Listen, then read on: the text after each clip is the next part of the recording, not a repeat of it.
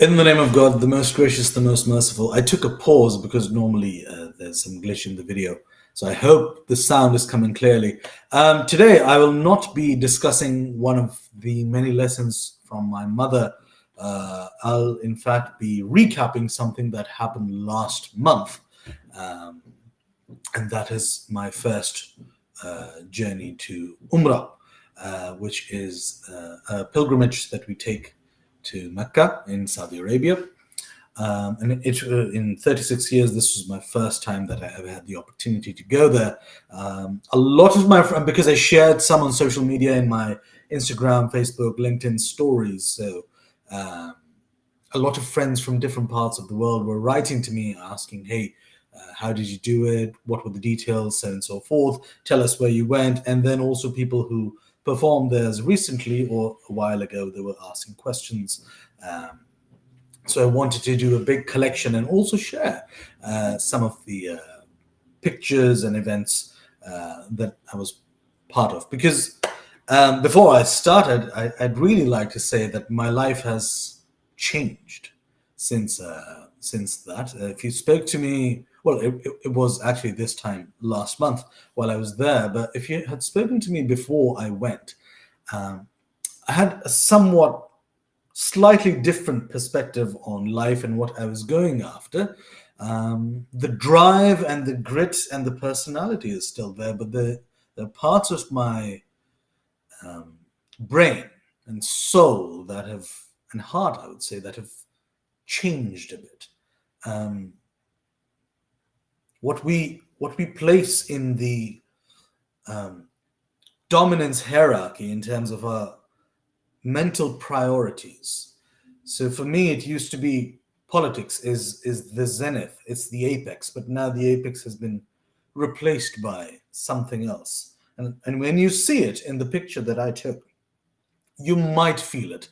And if you don't feel it, that's perfectly fine too. But I was there and I felt it, and now I feel it so much so that wherever I look, I can see it. And whenever I pray, I can see it. So life has, there has been a foundational shift. Most things in life don't change my foundations. I'm 36 and I'm a relatively stubborn and robust person, so I don't change that easy unless I want to. But this has been a foundational shift down to the core. So before I start sharing, I wanted to mention that. Now, I'll start by talking us through our trip. So here is Masjid-e-Nabvi. On the 9th of March, I took, how do I do this? Should I go through the trip? No, I'll just do both at the same time. On the 9th of March, I took a flight from Manchester because I wanted to go with my parents and be the bag carrier and the security, so to speak. And we took a flight and we had a stopover in Istanbul. Word of advice to whoever's considering taking a stopover in Istanbul, don't. No. Particularly if it's Sabiha Gökçen Airport, do not do it. It will not help you. The maintenance and management over there is quite deficient. Quite. And I'm fluent in Turkish. I lived in Turkey for 7 years until the coup attempt. So I'm fluent in the language, and even I was struggling because you go there with your bags and they suddenly say, oh, well, this needs to be stamped over there, this needs to be signed there. And you say, but my connecting flight is in 1 hour. We don't know, go get it done. So it was midnight past midnight. It was 2 o'clock in the morning or something, and my parents were running around and I was running around trying to do it. So Sabiha Gökçen, not a good option. Do not use it if you're using a connecting flight. We reached Medina on the 10th of March, early in the morning. It was still dark, so we went to a hotel directly. Now, when you land in Saudi, the service is quite good. The service is quite nice, and they look after you. And although it's a bit strict, and you know how airports are, the service was quite smooth. The hotel has sent over a car that we had arranged to pick and drop. Or maybe my father booked it separately, I can't remember. But there was a car present for us. We went to the hotel quite easily, dropped our luggage, fell asleep. We woke up, and the next day, my brother and his family joined us because they were coming from a different country, Pakistan, so it happens. And this picture is from that first time, because I went to the mosque and we just staring. And this is in Medina. For those who are uninitiated in Islam, Medina was the city where Prophet Muhammad migrated to from Mecca.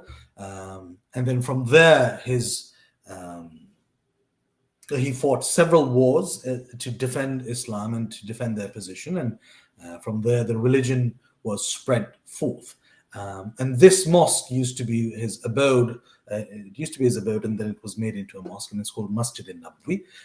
And if you see it, it's so intricately and beautifully designed. But as an architect, I was looking and I was looking at, and I memorized all the details, just looking at each and everything, so I can draw this whole way from memory. And I was saying to my father, "Dad, look, that's a waffle slab, so they don't need columns here. That's a blah blah blah arch." I was saying all of that, but then after a while, it just silences you.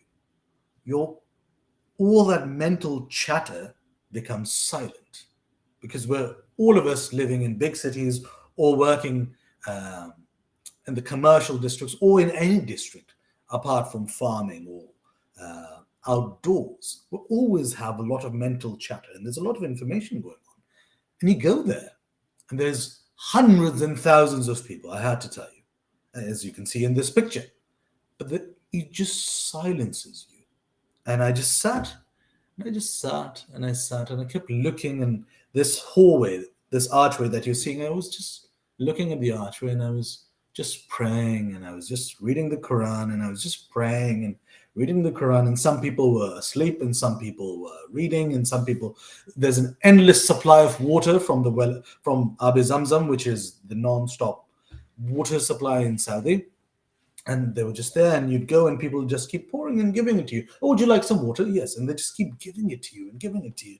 And you just drink, and you have another one, and there's just an endless supply of it. And the mental, this this is this is where the change started happening, because I am a planner, I'm a strategist. I think long term, and I always think of the short term steps I need to take to get to the long term all the time, right? A lot of us do that, a lot of us don't. So I'm always thinking, okay, I have to do this today and that tomorrow. I have a whole whiteboard filled up with plans. But while I was there, it just went quiet. And first, the mind goes quiet. Then after a while, the heart goes quiet, because you have all these feelings that you're carrying from before and after. And all those feelings start going quiet and quiet and quiet. And you're just there. And then it's just your soul and your spirit, which is in the shape of fire, and it's moving around normally. And then the soul goes quiet. And this happened around the second day or so, because the first day I was just marveling. So I took my phone with me. And the next picture, this is, if you see in the back, that's my father on his phone, because he was just sitting on a chair, and we were in between two prayers. So he was sitting on a chair, and we were waiting for the next prayer, and it was going to happen. And then I whipped out my phone, and I just took a picture with my father. And my brother was sitting right next to me, and I said, "Okay, that's a nice picture to keep with us." But the second day or so, my soul had become quieter, and my heart was already quiet, and my mind was blank. I was just looking, and that's never happened to me. I've been to other spiritual destinations, and I've also been to shrines which some people consider to be of spiritual value, and I would just go there, and I'd be open to whatever is going to happen. But this never happened.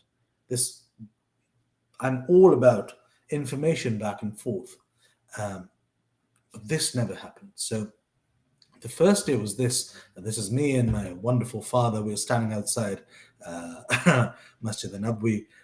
Incidentally, his head is covering up most of the dome, but it looks like he's wearing a lovely dome hat, and I'm matching colors with that. So this picture was taken on the second day.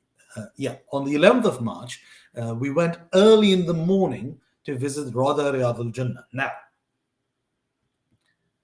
Rawdah Riyad-ul-Jannah means a piece of paradise, or a garden of paradise, and it is believed that in this mosque, one of the oldest parts of the mosque is a piece of heaven. We believe that. So to get into that, you have to download this weird and interesting app called Nusuk, and you have to build up your profile, answer some questions, and see. So you have to log in, create a username, and then you have to book a time to go into Riyad-ul-Jannah. And similarly for your Umrah, which I'll come to later, you have to book a time to go there. So we had done that. My father is a long-term planner. He starts planning months in advance. So he had already planned this.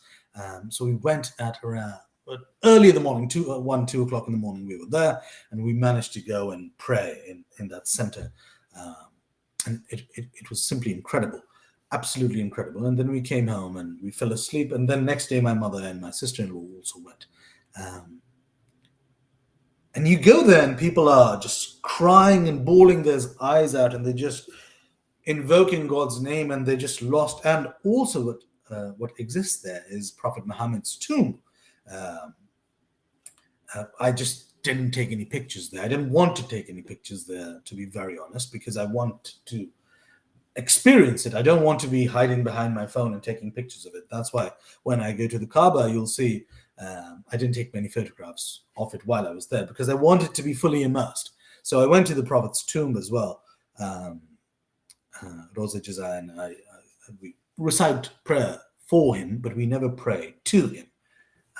That's a distinction that has to be made clearly, because sometimes people start praying to it mistakenly, and then they have to be corrected. Look, he is a prophet. He's who's long gone. He's passed away. You pray to only one God, and he's just a prophet. So we did that, and then this is my lovely niece and my lovely nephew. I hadn't seen them in years, so I was with them.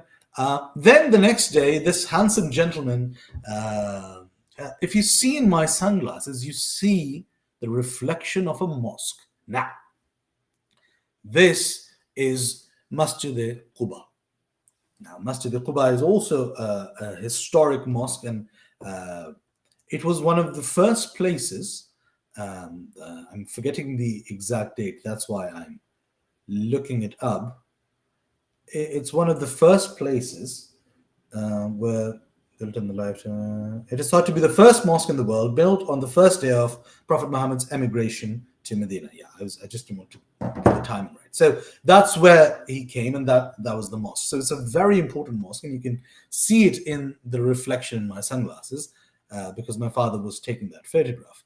But also there's some other pictures that I took of my family. This is you can't see a lot of them, but anyway. Can I zoom out? No, we can keep it this way. My brother, my sister-in-law, mother, niece, father, and nephew. And this is Masjid-e-Quba. It's beautiful. It's white. And it's very, very peaceful. And it's less ordained than Masjid-e-Nabvi. It's a simpler type of a mosque. And there may be construction happening outside. Now, this is the indoors.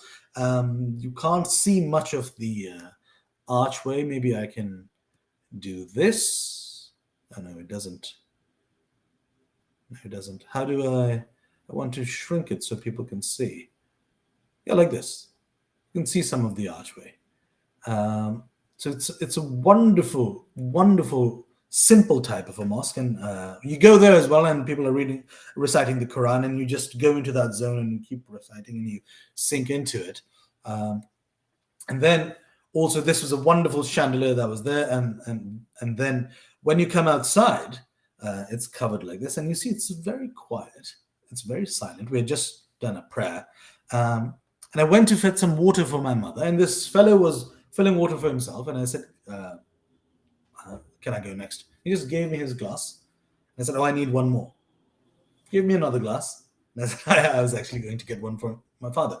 Give me another glass. He kept pouring, and he said, do you want more? And they kept pouring. It's so interesting when you start going to the center of Islam, when you start going closer and closer, a lot of people start showing their colors of generosity and kindness and care and affection for their fellow person. it's so inspiring while I was there, because people were just giving, and because they were giving, I wanted to give more.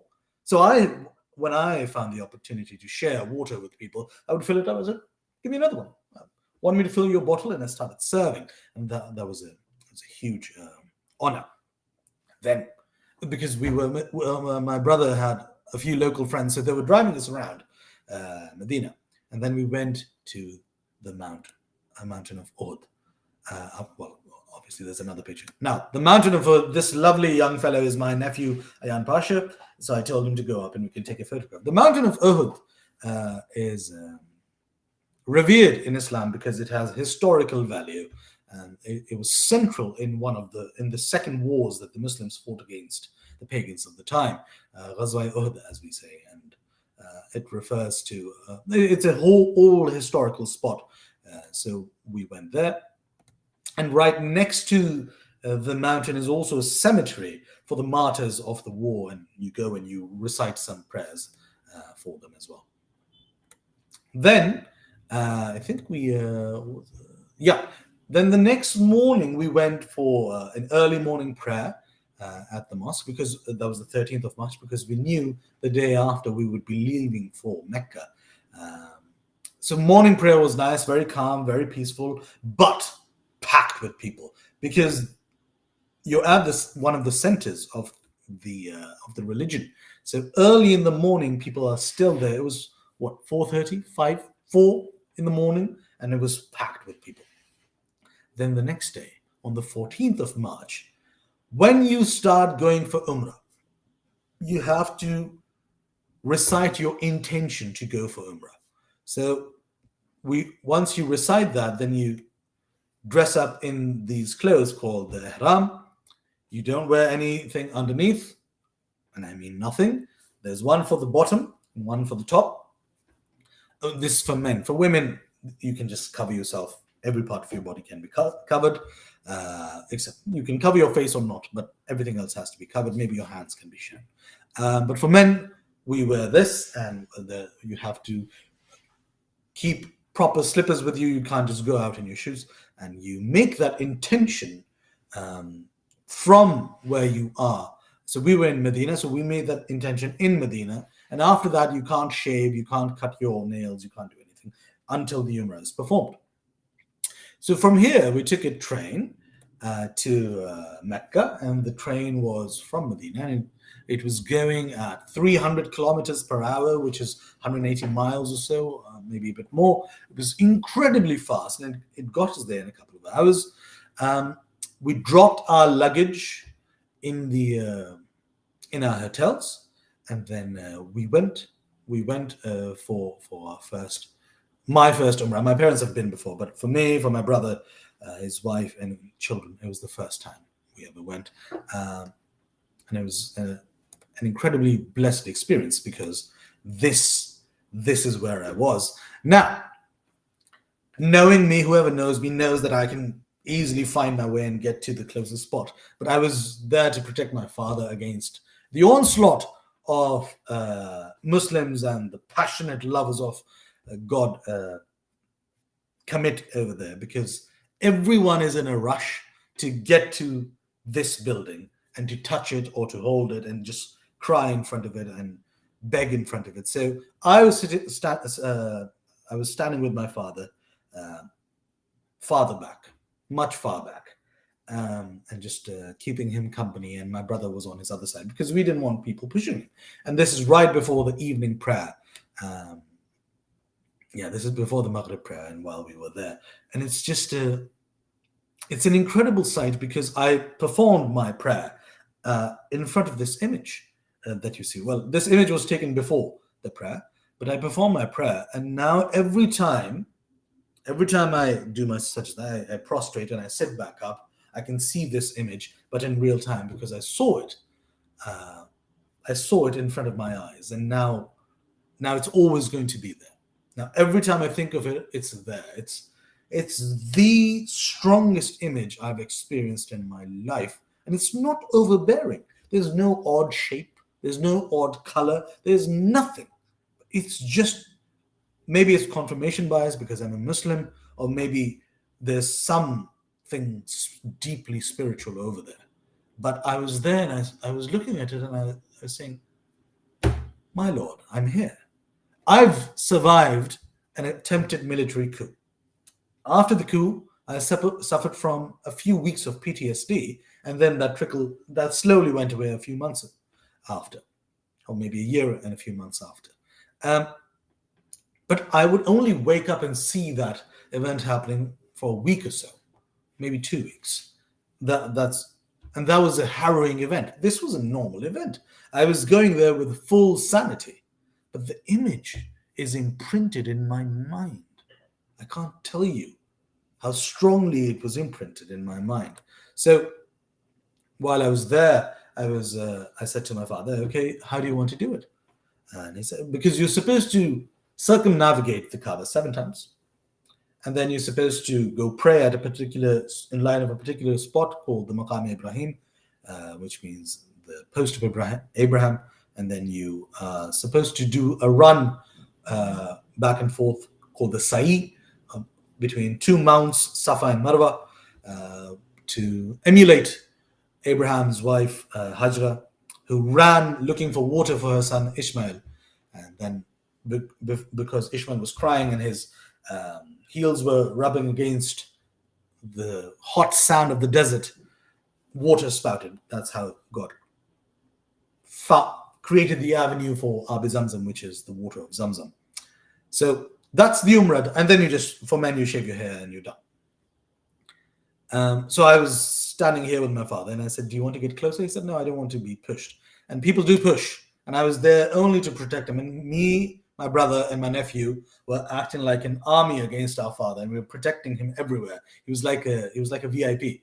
But to me, my father is a VIP, obviously. So of course we're going to be there to protect him. And whenever somebody would push, our arms would go up, and we'd just be blocking all the time. And I was speaking to a really good friend of mine in Virginia yesterday, who went with her mother and her brother a couple of years ago, and she was doing the exact same because her mother's in her 60s. So a 60-year-old can't really elbow a 20-year-old and survive. So they were protecting their parents. And I would do it a billion times. I would do it all over again, multiple times.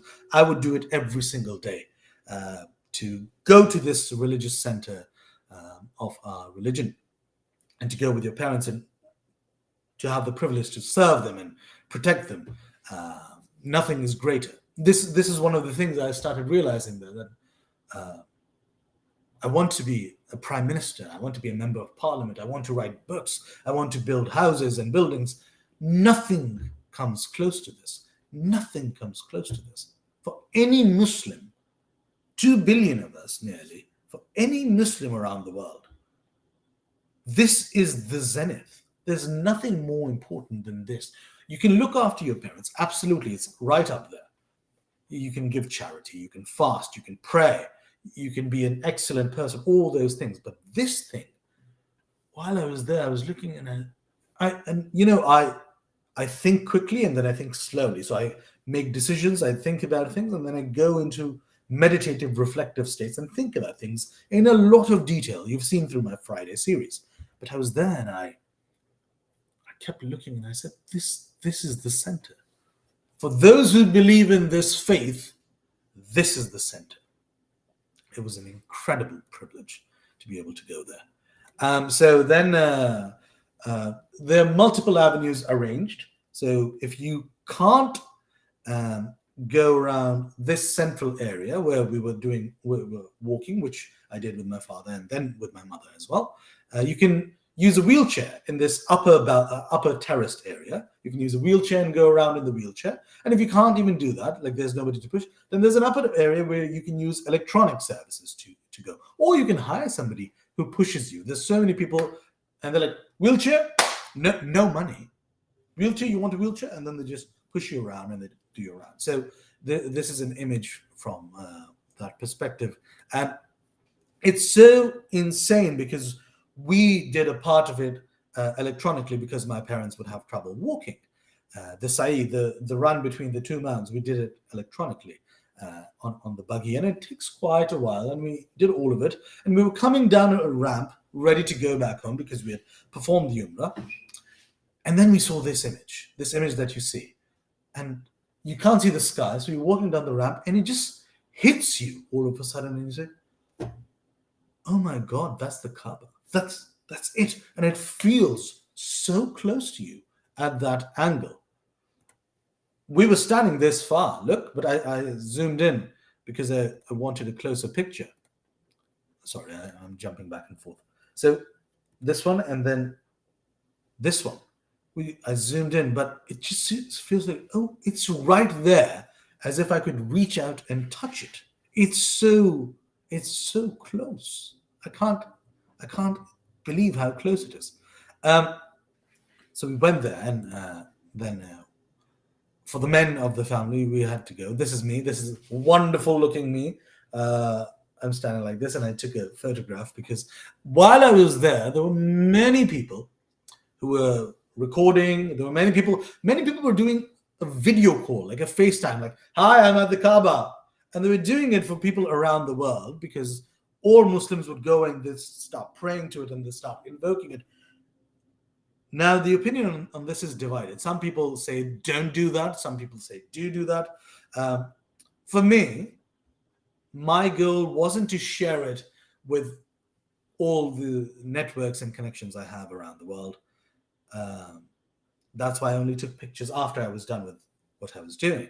My goal was to be immersed. My goal was to be lost in it, and to let it do what it wants to do to me. And it did. It changed a few things in me, and it clarified others, and it cleansed me so much. It's not even funny. I wish I could explain. I've been telling my friends as well. But what it does to you. So I only took pictures when I went far away. So you don't see a photograph of me posing, but I have other friends who have. And fair enough. They've probably done it many times before, or they just enjoy it. For me, I didn't prefer to take a photograph while I was performing. And then how I look now, and my brother and his son also got their heads shaved after.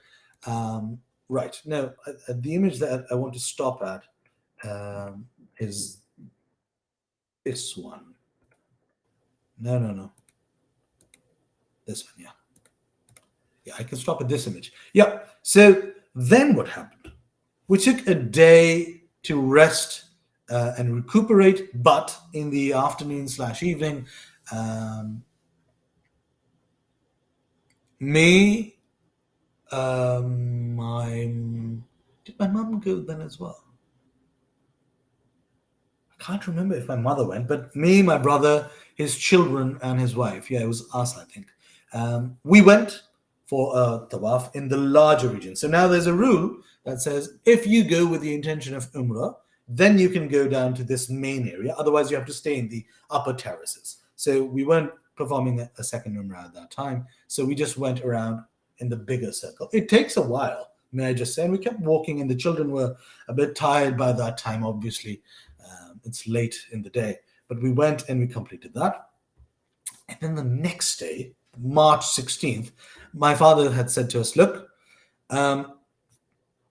I've been a protector my whole life. So I've looked after my mother, I've looked after my wife.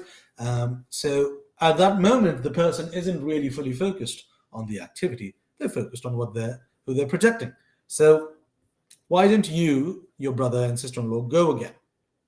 Go again, just you, and just go in, and we'll look after the children. So we did. It wasn't this time. It was 10 o'clock in the morning, and we took a taxi to Masjid-e-Aisha, which is called the Miqat. It's a boundary that you have to go around, get changed, make your intention, and come back in. So we did that. And then we performed the Umrah at that time. Now,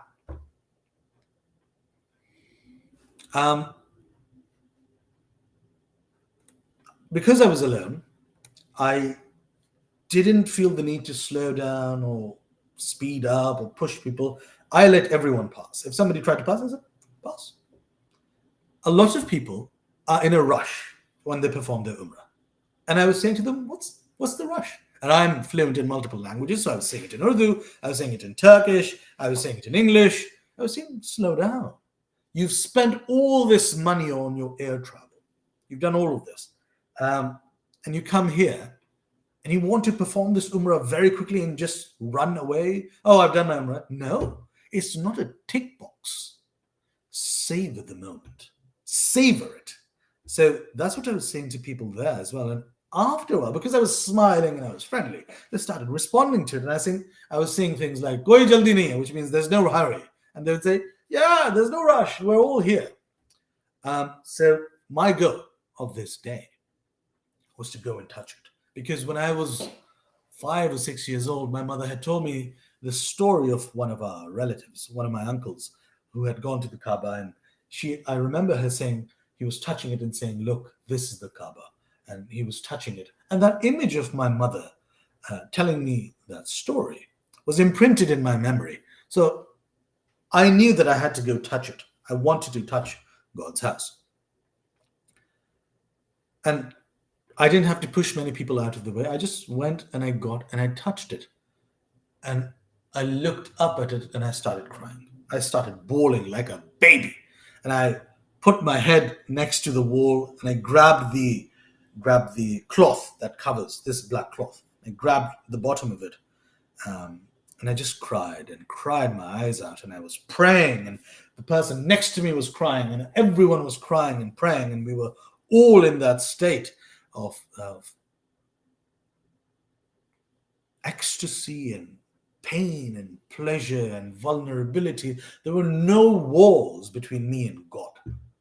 In my mind, I was there and I was bare, and it was all coming out. And I was crying like I haven't cried in my entire life. Maybe as a child, maybe when I was 3 or 2 years old, but since then, never. That's why I'm saying the foundational change that has happened started happening in all these places and changed after that. I think I held it for 10 minutes, 12 minutes, which is a long time because people are pushing you, but nobody pushed me. Nobody came to say, "Oh, move, it's my turn." I was just there and I was praying. And if somebody had come or tapped me on the shoulder, I would have given them space. God is all of us. God belongs to all of us. He's not mine specifically. I'm happy to share my Lord with all the Muslims and all the people in the entire universe. So I'm not dogmatic about, no, it's my prayer, I'm going to do it. You share and you give and you receive. But nobody moved me. They just kept going around me, and then I left and I said, I've touched it. This is what I came from. And I was crying. I was looking at the building and I was like, that's what I came for. Now I'm done. But then we went to Hajar-e-Aswad. Now that's the black stone, and it's believed to be a part of heaven, and it's believed to be brought by the archangel Gabriel to Adam and Eve as a symbol of you should build something from there. And it was placed upon the Kaaba by Prophet Muhammad before he became a prophet, around the time he was my age or so. He put it, because he was a well-respected, venerated person in his society, so he put it up there in that specific spot. It is covered in a metallic covering with a circle with a hole in the middle. So if you can reach it, good luck. I was only able to touch the metallic part. I didn't reach inside. Now, for women, it is incredibly difficult to reach it. Why? Because there's 45 to 50 odd men. They're not odd men. They're 45 to 50 men who are in that region of, let's say, 5 by 5 meter, so 25 meter, 20 meters squared, and they're all aiming for it, and they're coming from all sides, from left, from right, and from behind. And they're all pushing each other. And I know my parents can't do that, so I didn't even endeavor. And I knew that my sister-in-law would try, but she wouldn't be able to. But I know I can. So I jumped in and I kept going forward, and I kept talking to people, and I said, it's okay, we'll all get a chance. But some people weren't listening. Some people were pushy and opportunistic and demanding, no, I'm going to kiss it and I'm the only Muslim in the entire world. Yeah, you get those perspectives. So, but we all kept pushing, and for 20, 25 minutes, we were locked in. I was locked in. Others were also after me. And some people become breathless, claustrophobic. they start becoming dizzy, they start sweating, and they turn around and say, "Let me out."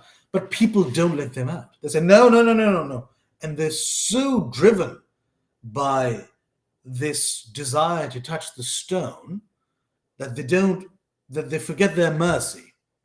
So as soon as that happened, I'm really glad that God kept this alive in me at that time, because I had touched the Kaaba. So I was saying, okay, even if it takes me an hour, I will touch it. So when people said I need to get out, I said, okay, if you can find your way through, I'm ready to give you way. And I'd move aside and I say to the other person, let them pass. Let them pass. They're not blocking you. Let them pass. And people would argue a bit. And I said, let them pass. We're all here for the same thing. Me touching it wouldn't take away your right to touch it. Let's go touch it one by one. So I was celebrating this message, and I'm glad people started responding to it, so much so that there were parts after 15, 25 minutes of being in that deadlock, I started screaming, Subhanallah, which means praise to God or thank God. And people started screaming it in unison. I said, Subhanallah, and they said, Subhanallah. And we just kept saying, because I kept saying, look where you are. And the Kaaba was literally a meter away from me. Like this black cloth. It was literally a meter away from me. And I was saying to people, look where you are. Why are you being driven by hunger and anger and opportunism? Why? Look where you are. Savor this, because you'll just touch it and go home. What then? What then? Oh, you've ticked the box. No. Be there. Let it come to you. So that was the hardest part, because I was exposed to so much sun, and now living in minus 35, minus 40 in Canada, I'm not used to that much sun.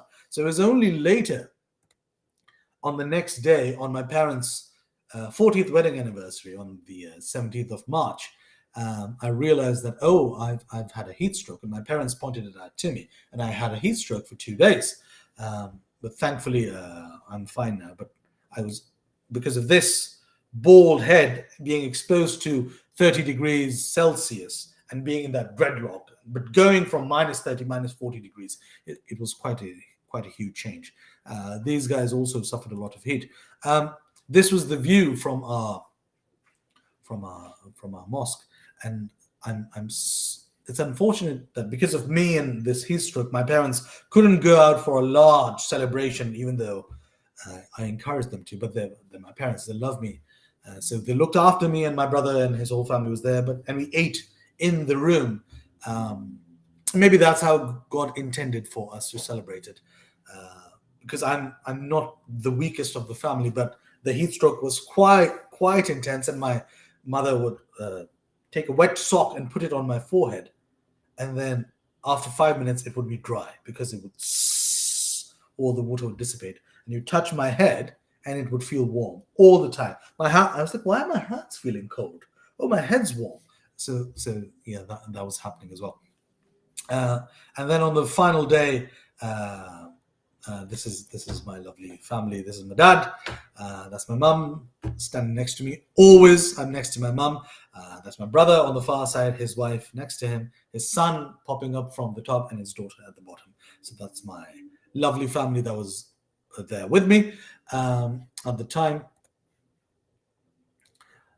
And we took our flight from Jeddah. So we took a taxi all the way to Jeddah. And had a stopover in Dubai, and we reached Manchester after, and drove home and put our luggage, and that's where we were on the 18th. On the 19th, I think we reached, and that was it. That was the whole trip, and it was incredibly. Muhammad Anas, hi Muhammad Anas, hope all's okay. Yeah. So this happened at that time, all of these changes. And then I went to a conference in Reading in England, and my professor met me, and he said, oh, your hair looks interesting. And then after a day or so, he said, you look a bit different. I said, yeah, I feel slightly different. And then I was with my best friend of nearly 20 years this December. I was at his home, Balu Lango, and I was at his home. And we were eating something, and then he said, And are you okay? And I said, yeah, I'm fine. He said, you've changed. I said, I haven't. He said, no, I feel something has changed. I said, okay, what is it? He said, I don't know. I can't put my finger, but something's different about you. I said, okay. Then I came back to Montreal. Another one of my best friends, a brother to me, Joe Chirampi, picked me up at the airport, and we went to the cinema and we spent some time. And after spending some time, he said to me, are you okay? I said, yeah. He said, something's different. I said, really? What? He said, no, I don't know, but something's different. I said, okay, maybe it's the impact of the trip and everything. He said, yeah, the energy level is different. You seem stable. I said, I've always been stable. He said, no, you've had this energy around you and inside you. I'm not seeing that anymore. All my friends are very good, perceptive judges of character. So they look at people and they make judgments very well. All my close friends are like that. It's insane how good they are. I'm the one who's not. So, but at least I get to learn from it. And then I met my proverbial sister, business partner, one of my closest friends, Reem, just a couple of days ago. And first we were talking and everything. And then after an hour, she said, you've changed. And I said, yeah, I've been hearing that. She said, yeah, you seem grounded. You seem like you found roots. And you seem like you can see your destination. And I said, yeah, I feel that. So that's what I was talking about with regards to Medina, with all the fire and everything becoming silenced. And then with the destination now, above all the politics and all the academics and all the writing and all the money that I intend on making, hopefully, inshallah, the final goal is to do something for God's house. This picture I was showing of the Kaaba, because that's the zenith of what a Muslim can experience. That's really the zenith of it. So now that I think about, this is where my life is going, because I used to imagine a mountain, that I'm climbing a mountain, a gentle climb, some goes up, some go down, and I'll reach the top. That's the mountain. Now, ahead of the mountain is the house of God. And that's become the final destination. So everywhere I look, I can see it and I can feel it. And I can't wait to go back to it. And all that energy and chatter is all there. The energy is there. It's just channeled. And only my Lord can do this to me because he made me. He gave me everything. Only he has the ability to invite me to his house. And while I'm there and staring and letting it change me, it actually did. So I'm grateful. I'm eternally grateful that I had this opportunity, because initially I was going with the mindset that I'm only going to be security for my parents and to look after them and to carry their bags and to just protect them. That's why I was going. Heart to God. Because in my mind, if my parents weren't going, I wouldn't have gone this time. But because they were going, I said, look, if people really get really physical and pushy in that area, I want to be there with you. I don't want you getting hurt. You would do that for your parents or for your children. I just didn't expect that while I would go there, this change would happen to me, and it certainly has. So I'm ever so grateful, and I also want to congratulate my friends Ifat Jabin, Sarah Aslam, Bilal bin Saqib, Talapir Zada, Arif Anis, Amir Khan Avan, and many others who upload on Facebook that they're in Mecca or they're in Medina and they're there. And I'm so happy for them that they've had the opportunity. And I've had other friends who've gone before, and I have friends who want to go, Sabah, Karim Khan, Sidi Kumayi, who want to go again. I hope I go for the first time, sorry. I hope you get the opportunity to do so. I'm so glad that I met my friend Humay Jazaman while I was there. She saw my story update and said, are you in Medina? And I was like, yeah. She said, I'm coming to Medina in 2 days. Let's meet up. And I hadn't seen Humay in 4 years. We have a common friend in India, lovely fellow, Hindul Sengupta. So I know her through him, but then we've kept in touch. And then we just met and we sat like old friends and chatted for quite a while. But yeah, it was incredible. It was absolutely incredible. And I'm grateful, because for me, 2023 had other milestones listed, like, okay, I hope to do this. like finish this and do that. But now the apex is already done. 2023 is all downhill from here, and that's not a negative. Downhill could mean I become a billionaire, but for me, becoming a billionaire is still less important than the Kaaba and the Umrah. So I hope I've answered the questions my friends had of the whole trip. It's life-changing, and I hope you get a chance to do it. So thank you to my father, thank you to my mother, grateful to my brother, my sister-in-law, and my nephew and my niece, because you were all there with me, and thank you to the Lord Almighty for giving me the opportunity to do so. I've been speaking for a long time now, so I will stop, and feel free to reach out and talk more if you like. Take care. Have a wonderful week.